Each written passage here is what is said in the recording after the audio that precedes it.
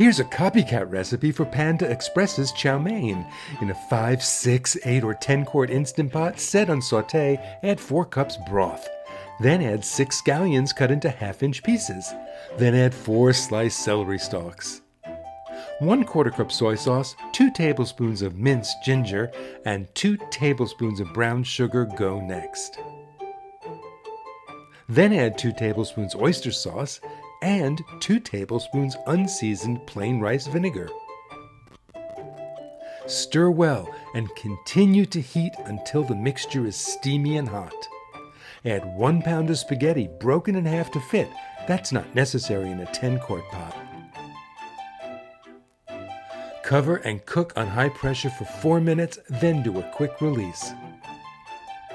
Stir the pasta to break it up after cooking. Set the machine back on sauté and add 4 cups of chopped packed Savoy cabbage. Stir 2 minutes until the cabbage is wilted.